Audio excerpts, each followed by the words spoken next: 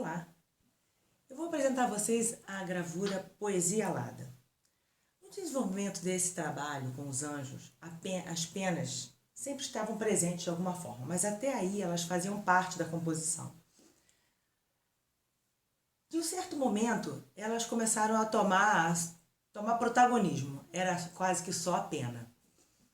E dessa forma eu acho que talvez fosse uma busca de leveza, de despojamento. E penso que quando eu parto do objeto, porque eu sempre partia do físico, da pena física, quando eu parto do objeto e passo pelo desenho, eu acho que a gente desenha quando a gente se apropria, quando a gente conhece bem o objeto, daí vem o desenho, né? Então eu acho que talvez fosse essa necessidade de me apropriar dessa leveza, desse despojamento. Vamos falar um pouco da composição.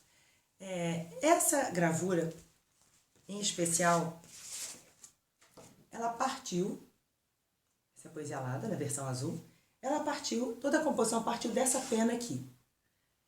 E observando agora, eu estava chegando a uma conclusão que ela veio de uma memória muito boa. Essa era uma pena de arara, que foi presenteada ao meu filho, por um amigo querido, Ronaldo. E o meu filho ficou encantado com aquela pena, né? E aí ele falou, era com a pena assim que as pessoas desenhavam antes, escreviam, né? Aí, poxa, um gancho desse, né? Aí eu peguei uma pena de metal, um bico de pena, que foi o meu primeiro bico de pena, comprado no início da graduação de Belas Artes. E aí colei naquela pena linda, e aí dei a ele e mostrei para ele com nanquim como se escrevia com aquela pena, como se desenhava. As memórias elas vão se conectando, né? Talvez seja mesmo uma conexão com a leveza, onde escrever, onde desenhar levou a humanidade, né? Nos leva, onde o conhecimento, a leitura, a escrita, o desenho, nos leva a voar, né? Nos leva longe. Bem, então pensando nessas coisas, essa foi a primeira pena de ser desenhada aqui. Ela é maior, a pedra que eu tinha era maior, a pena era maior do que a pedra, né? Então ela é uma parte apenas. E eu coloquei ela em cima da pedra, peguei outras tantas peninhas que eu tinha guardado, joguei para cima, deixei cair. Algo como um enxingue, sabe? E aí eu dei uma pequena mexida em uma pena ou outra, uma posição ou outra, assim, mexendo bem pouco naquela composição. E a partir daí eu fui tirando a pena do lugar e desenhando aquela pena no local onde ela estava. Então o desenho, a pena foi saindo e o desenho foi se colocando na pedra, de uma forma bem interessante. Feita a composição, eu imprimi a primeira cor, e a primeira cor foi preto.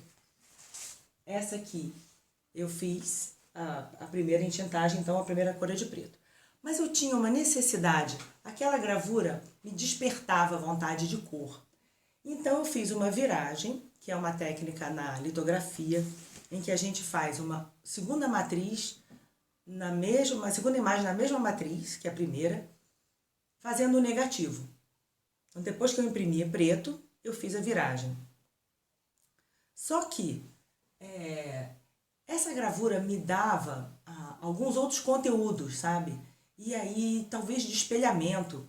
Então eu fiz já um outro papel, que é essa aqui, e imprimi ela aqui em preto, deslocada assim, e deixei para um segundo momento. Feita a viragem, eu imprimi em azul, 3 cópias apenas, imprimi em laranja, mais 3 cópias. Com a matriz da viragem, ou seja, com o negativo da primeira impressão, eu comecei a fazer umas experimentações com outra cor, que aí, em vez de ser preto, imprimindo em azul. E uma amiga estava com os papéis metalizados e me perguntou, Kuan Yin, se eu queria fazer um teste com papel metalizado. Eu estava trabalhando na cor, então é claro que eu quis. E aqui ficou com esse tom de bronze.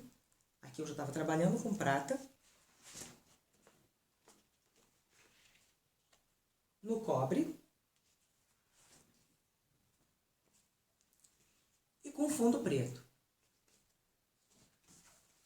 Com essa segunda matriz de cor, eu virei esse papel de cabeça para baixo e bati o inverso, o negativo dessa imagem aqui embaixo, na cor prata. Aquela vontade, né, de espelhamento, aqui ela é ambígua, porque ela dá uma sensação de espelhamento, mas na verdade não é espelhado, tá? É de cabeça para baixo. E brincando com cor e com essas possibilidades, aqui para fechar esse trabalho ainda entrou uma terceira matriz, que foi feita em alumínio, que é essa aqui em turquesa, né? Fechando de fato essa coisa de uma impressão aquosa, ao mesmo tempo do elemento ar, né, do vento nessas penas, e desse espelhamento numa superfície que eu imaginava líquida.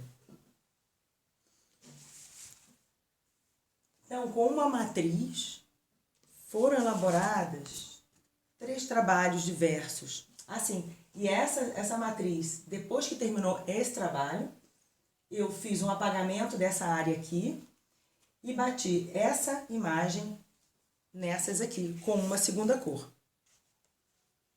De cabeça para baixo, me perdoe. Fiz essa aqui com a segunda cor. A gravura nos permite essa liberdade, usando a matriz de forma criativa também, usando o momento da impressão como também um momento de criatividade. Não é algo estanque, desenhou uma gravura, imprimiu uma gravura.